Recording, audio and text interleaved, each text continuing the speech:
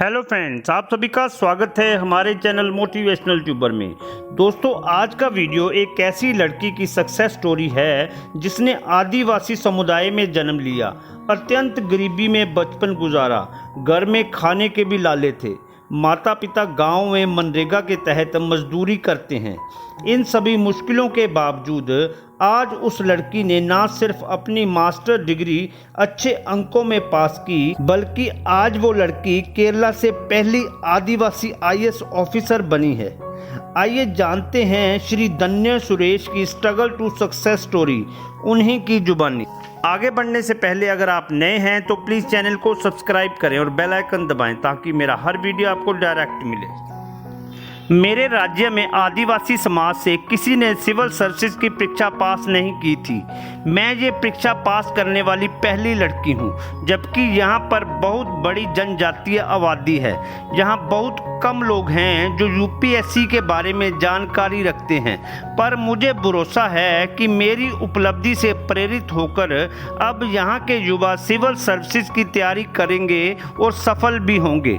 मैं केरल के सबसे पिछड़े जिले वायनाड की रहने वाली हूँ। मैं यहाँ की कुरीचिया जनजाति से ताल्लुक़ रखती हूँ। मेरे पिता दिहाड़ी मजदूर हैं जो गाँव के बाज़ार में धनुष तीर बेचने का काम करते हैं, जबकि माँ मनरेगा के तहत काम करती है। मैं और मेरे 3 भाई बहनों का पालन पोषण बुनियादी सुविधाओं के अभाव में हुआ। हालांकि हमारे समुदाय में बेटे बेटी में ज़्यादा भेदभाव नहीं होता है, लेकिन जैसा कि आमतौर पर अन्य आदिवासी परिवारों में होता है, मेरे माता पिता ने मुझ पर कभी कोई रोक टोक नहीं लगाई। मेरा परिवार बेहद गरीब था, पर माता पिता ने अपनी गरीबी को मेरी पढ़ाई के आड़े नहीं आने दिया। गांव के सरकारी स्कूल से +2 पास करने के बाद स्नातक की पढ़ाई करने के लिए मैं कॉलेज गई और कोझिकोड के देवगिरी सेंट जोसेफ कॉलेज से यूलॉजी में स्नातक किया और बाद में कालीकट विश्वविद्यालय में उसी विषय में पोस्ट ग्रेजुएशन किया। पढ़ाई पूरी करने के बाद मैं केरल में अनुसूचित जनजाति विकास विभाग में क्लर्क के रूप में काम करने लगी। कुछ समय वायनाड में आदिवासी हॉस्टल की वार्डन भी रही। जब उनसे पूछा गया कि आईएएस अधिकारी बनने के लिए उन्हें कहां से प्रेरणा मिली, तो उन्होंने कहा कि पोस्ट ग्रेजुएशन के बाद उन्होंने श्री राम सांबा शिवा राव को पहली बार एक आईएएस अधिकारी के रूप में देखा। जिस तरह से लोग एक कतार में उनका इंतज़ार कर रहे थे और उन्होंने जिस तरह से मास एंट्री की, उन्हें एक आईएएस अफसर बनने की ख्वाहिश दी। वे जानती थी कि वे एक आईएएस अधिकारी ही बनना चाहती थी और श्री राव को देखकर उनका सपना जुनून में बदल गया। चूँकि कॉलेज के समय से मेरी सिविल सेवा में दिलचस्पी थी, तो वहाँ जब मैंने उनसे बात की तो कई सारी जानकारियाँ देने के साथ उन्होंने मुझे इस परीक्षा में भाग लेने के लिए प्रेरित भी किया।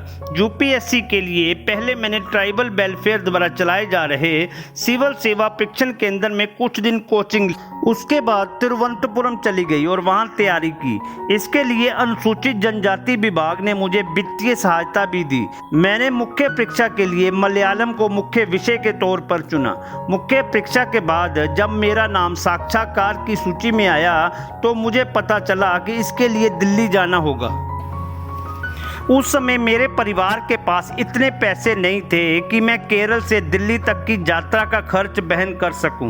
ये बात जब मेरे दोस्तों को पता चली तो उन्होंने आपस में चंदा इकट्ठा करके 40,000 रुपयों की व्यवस्था की, जिसके बाद मैं दिल्ली पहुंच सकी।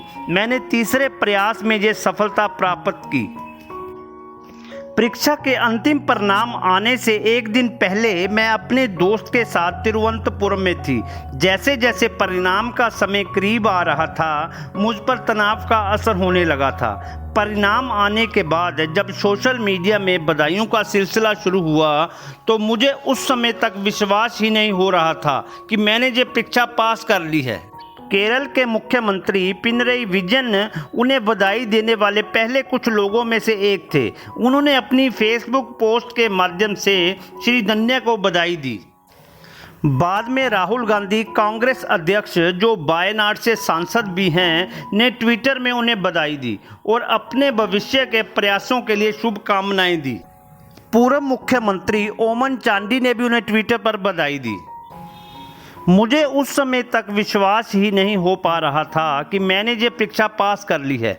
इसके बाद मैंने अपनी मां को फ़ोन किया और ये जानकारी दी, पर तब तक कई मीडिया कर्मी मेरे घर पर पहुंच गए थे, जो बेहद ख़राब हालात में था। हालांकि मुझे इससे बेहतर रैंक की उम्मीद थी, पर मेरी मेहनत का जो परिणाम मिला वे भी ठीक है। मुझे हमेशा महसूस होता रहा है कि कोशिश और सफल होने की जिद ही आपको सफलता दिलाती है। आपको श्री धन्या सुरेश की स्ट्रगल टू सक्सेस स्टोरी कैसी लगी, प्लीज़ कमेंट में बताएं और वीडियो को लाइक करें, शेयर करें और चैनल को सब्सक्राइब करें और बेल आइकन दबाएं ताकि मेरा हर वीडियो आपको डायरेक्ट मिले। जय हिंद।